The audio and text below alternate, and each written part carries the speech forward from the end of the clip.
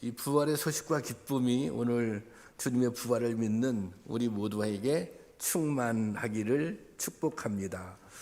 이 세상에서 죽음에 대한 완전한 승리를 선언한 종교는 오직 기독교뿐입니다. 예수님만이 죽음을 이기시고 부활하셨습니다. 그리고 그를 믿는 자들 또한 부활과 영생을 얻을 것을 선언해 주셨습니다. 부활은 예수님 이전에 그 어느 누구도 경험한 적이 없는 그야말로 전대미문의 사건이었습니다. 이미 예수님께서는 수차례 죽었다가 다시 살아날 것이라 말씀하셨지만 예수님의 제자들조차 부활을 믿지 못했습니다. 본문에 나오는 엠마오의 제자들도 마찬가지입니다. 이 엠마오의 제자들은 예수님을 따르기로 작정하고 고향을 떠나 나왔는데 예수님이 십자가에 달려 돌아가시자 그만 절망에 빠져버렸습니다. 인생의 희망과 방향을 잃어버린 것입니다. 그들은 실패자의 초라한 모습으로 고향으로 돌아가고 있었습니다. 그런데 예수님은 이런 제자들을 찾아가 주십니다. 부활하셔서 제자들을 찾아가 주신 것입니다. 예수님은 오늘도 부활의 소망을 알지 못하고 절망의 삶을 살아가고 있는 자들을 찾아와 만나 주십니다. 오늘 우리에게도 부활의 주님을 만남으로 새로운 소망을 얻고 인생이 전환되는 은혜가 임하기를 원합니다. 예수님은 걷고 있는 제자들에게 슬며시 다가가 그들의 동행이 되어 주십니다. 하지만 제자들은 예수님을 알아보지 못합니다. 제자들은 3년 동안 같이 따라다녔잖아요. 그런데 예수님이 동행하셔도 예수님을 알아보지 못합니다. 왜 예수님을 알아보지 못했을까요? 오늘 누가복음 24장 16절에 보면 오늘 이렇게 기록되어 있습니다. 다 같이 볼까요? 시작. 그들이 눈이 가리워져 그인 줄 알아보지 못하거늘. 그들이 실명한 것도 아닌데 그들은 눈이 가리워져 예수님을 보지 못했다. 그렇게 기록하고 있습니다.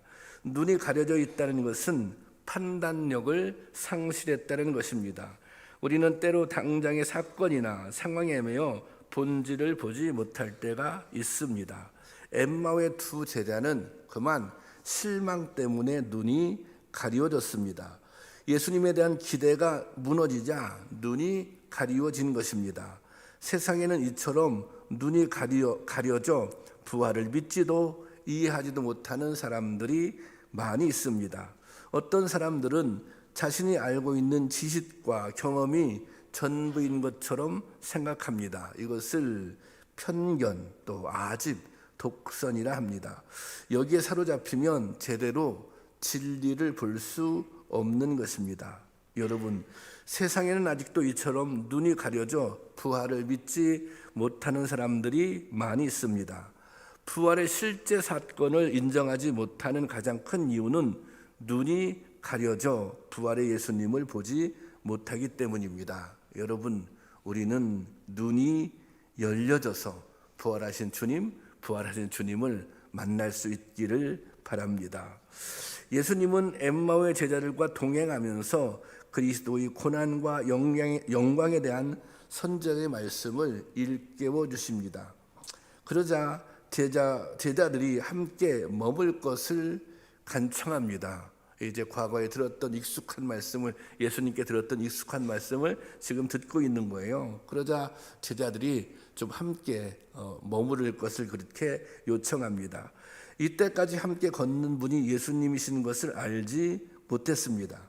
예수님은 제자들과 식탁을 함께 하시며 축사하시고 그들에게 떡을 떼어 주십니다. 그 순간 두 제자는 눈이 열려서 예수님을 알아보게 됩니다. 오늘 본문 30절, 31절 말씀인데요. 다 같이 보겠습니다. 시작. 그들과 함께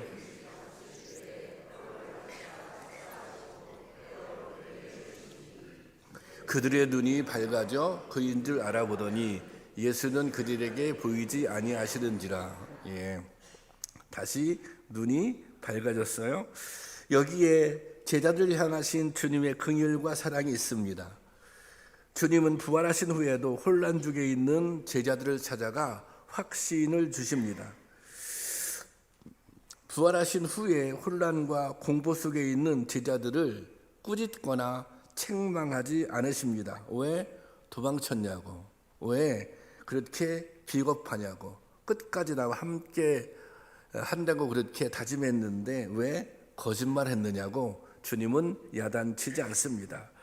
의심하는 도마에게 당신의 몸에 못자국을 만져보시게 하십니다. 또 3번씩이나 부인했던 베드로를 찾아가십니다. 내가 나를 사랑하느냐 물으신 다음에 내 양을 먹이라, 그렇게 말씀하셨습니다. 제자들은 예수님을 버렸지만, 너희는 나를 버렸지만 내 마음은, 내가 너희들을 사랑하는 마음은 변함이 없다. 여전히 사랑하고 신뢰하고 있다고 그렇게 말씀하십니다. 그리고 영원한 동행을 약속하십니다. 마태복음 28장 20절에 보면 이렇게 말씀하세요. 볼지어다 내가 세상 끝날까지 너희와 항상 함께 하리라. 부활하신 주님께서 제자들에게 주신 말씀입니다. 내가 세상 끝날까지 너희와 함께 할 것이다. 주님은 오늘도 아직 부활을 확신하지 못하는 자들을 찾아와 만나주시기를 원합니다.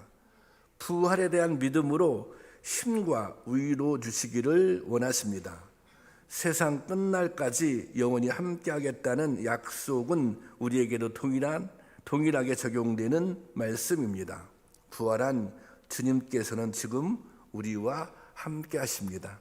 그래서 우리에게 이 말씀을 듣는 순간, 또 이 칸타타의 찬양을 듣는 순간 우리에게 힘도 주시고 또 소망도 주시고 또 주님의 권능으로 붙잡아 주실 줄로 믿습니다.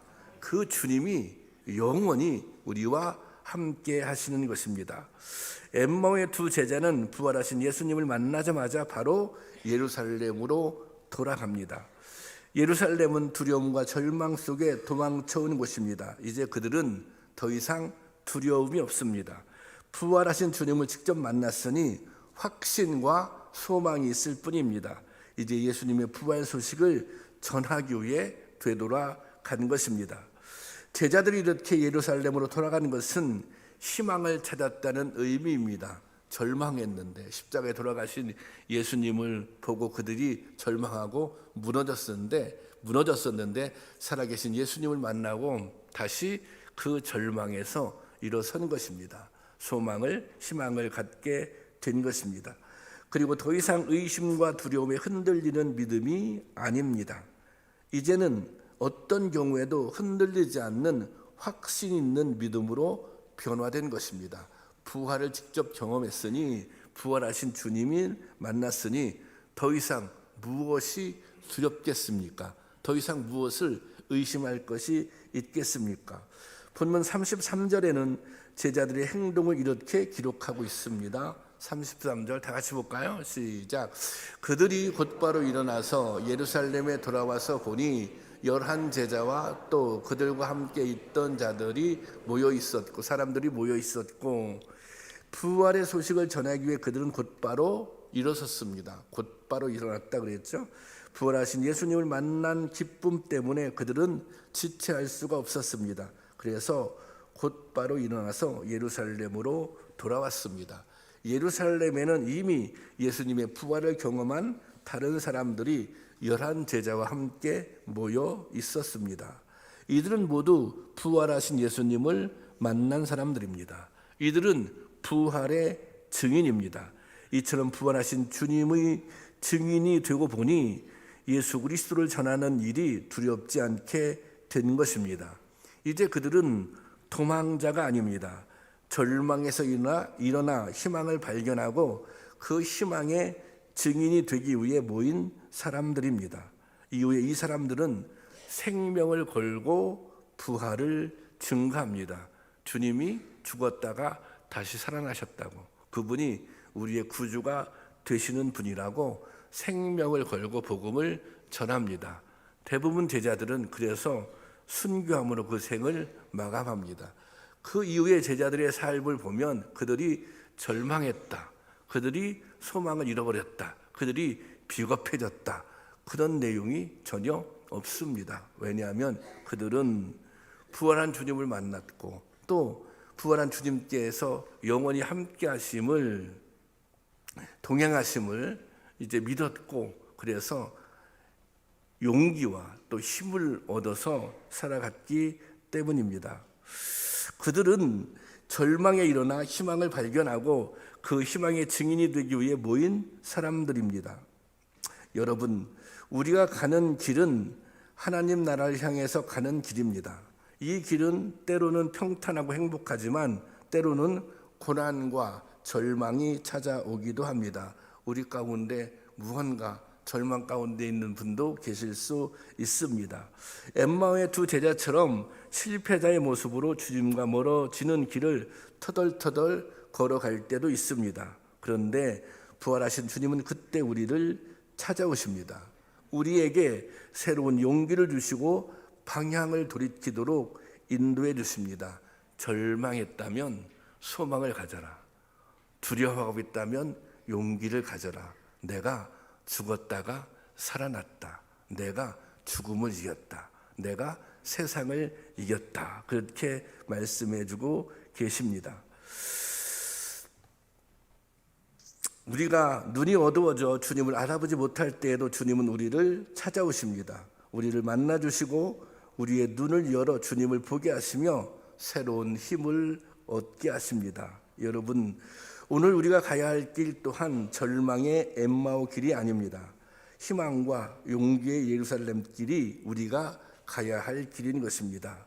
그러므로 오늘 우리는 절망의 세상을 향해 희망을 선포해야 하는 것입니다. 예수님이 죽음의 권세를 깨뜨리심으로 우리도 영생을 얻게 되었습니다. 이 기쁜 소식을 담대히 선포하는 것이 오늘 증인으로 부르심을 받은 우리의 사명인 줄로 믿습니다.